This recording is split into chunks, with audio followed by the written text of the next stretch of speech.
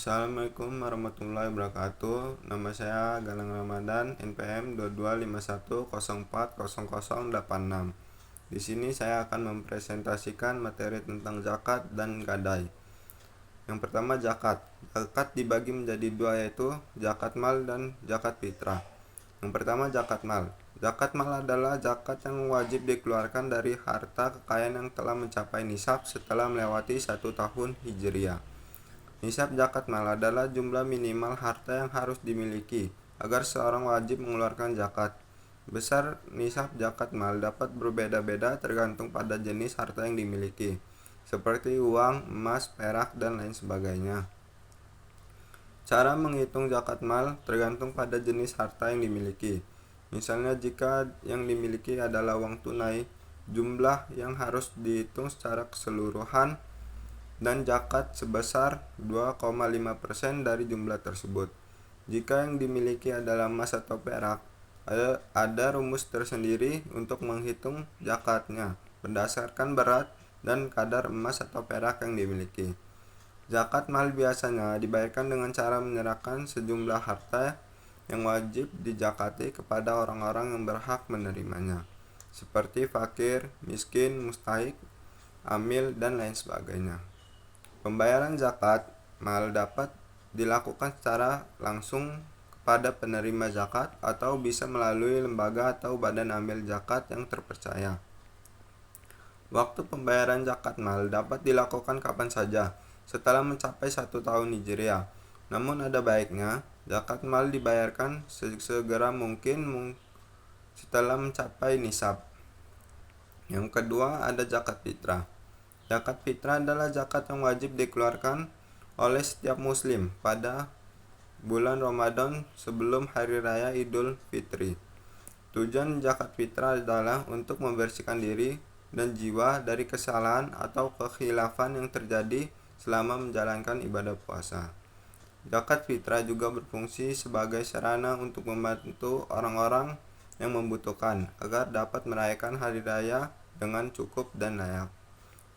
Cara membayar zakat fitrah umumnya dilakukan dengan memberikan sejumlah bahan makanan pokok yang biasa dikonsumsi, seperti beras, gandum, atau kurma, kepada orang-orang yang berhak menerimanya.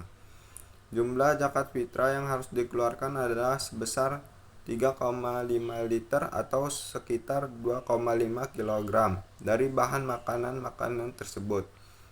Namun jumlah yang harus dikeluarkan dapat berbeda-beda di setiap negara atau daerah, tergantung pada harga dan jenis makanan yang umum dikonsumsi di sana. Yang ketiga, ada gadai. Gadai itu adalah proses memberikan barang berharga sebagai jaminan atau gadaian untuk memperoleh pinjaman uang. Penerima gadai akan memberikan pinjaman uang berdasarkan nilai barang yang digadaikan, dan pemberi gadai memiliki waktu tertentu untuk melunasi pinjaman tersebut. Jika pemberi gadai tidak dapat melunasi pinjaman sesuai perjanjian, maka penerima gadai memiliki hak untuk menjual barang gadai tersebut dan menggunakan hasil penjualan untuk melunasi hutang. Barang-barang yang umumnya digadaikan meliputi perhiasan, logam mulia, kendaraan, properti, dan barang berharga lainnya. Gadai merupakan suatu bentuk perjanjian, jaminan yang mengikat antara pemberi gadai dan penerima gadai, dan biasanya diatur oleh hukum yang berlaku di negara atau wilayah tempat transaksi dilakukan. Gadai diperbolehkan dalam Islam selama adanya rukun dalam pelaksananya, antara lain: 1. Barang yang digadai. Yang kedua, utang. Yang ketiga, akad. Yang keempat, pemberi gadai dan penerima gadai. Allah Subhanahu wa taala berfirman dalam Quran surat Al-Baqarah ayat 283 yang berbunyi, wa in kuntum ala safarin walam tajidu katibun farihanum maqbudah fa in amina ba'dukum ba'dan faya'addil ladzi samina amanah wal yattaqillaha rabbah wala taqtumu syahada wa may wa may yaktumha fa innahu asimun qalbuh wallahu bima ta'maluna alim, yang artinya, dan jika kamu dalam perjalanan sedang kamu tidak mendapatkan seorang penulis, maka hendaklah ada barang jaminan yang dipegang.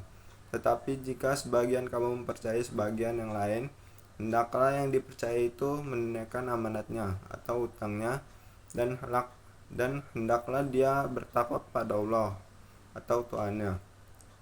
Dan janganlah kamu menyembunyikan kesaksian, karena barang siapa menyembunyikannya, sesungguhnya hatinya kotor dan berdosa.